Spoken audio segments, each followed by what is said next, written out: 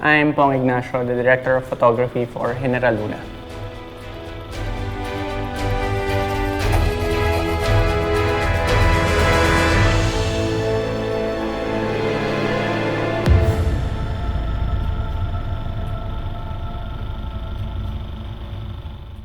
Unti-unti tayong mauubusan ng puwersa.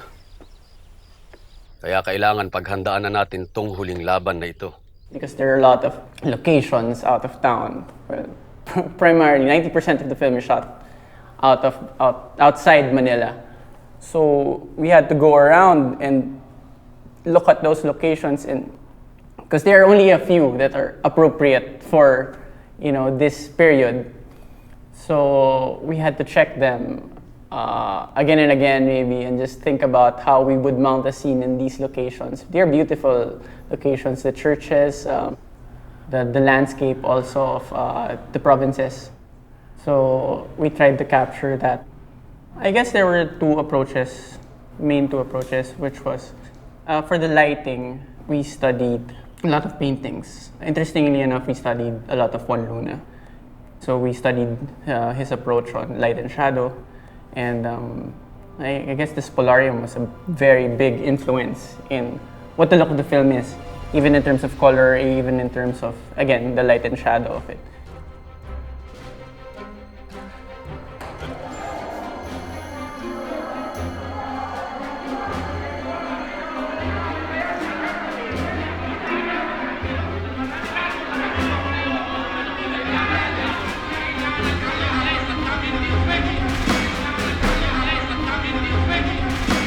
Second main approach was to study a lot of war films, a lot of historical war films. One of the main films that Gerald and I studied was Paths of Glory by Stanley Kubrick, how they captured the trench warfare in that film. But at the same time, we also wanted to change up the camera work.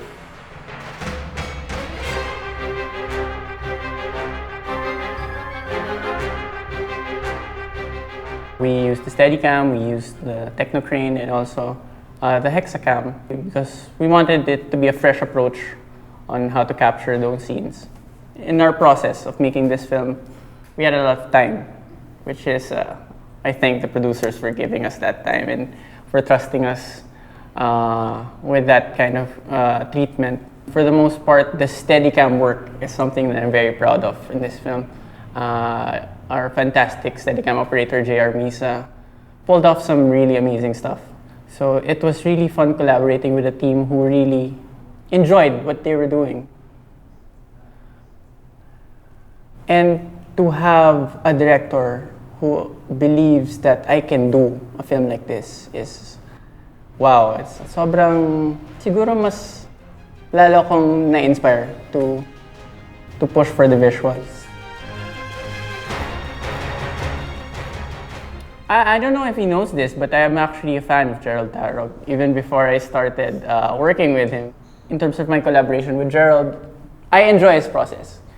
It's long and tedious, but I really enjoy that. I like having just to add to what his storytelling is.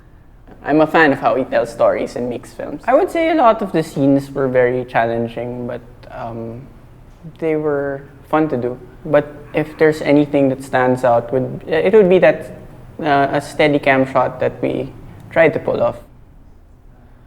It was very elaborate and very choreographed and practiced. Gerald presented the idea for that particular shot, and it was, at first, you were kind of afraid of it. He's really pushing what we can do with cinema, especially local cinema.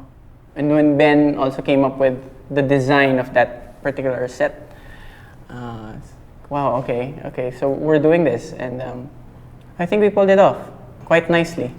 We did a lot of research to convey what really happened in our history, and something that audiences should be aware of is that our history is pretty brutal, and I think we didn't shy away from putting that on screen. We believed that it was a story you had to see, to know, and to feel what happened in our history.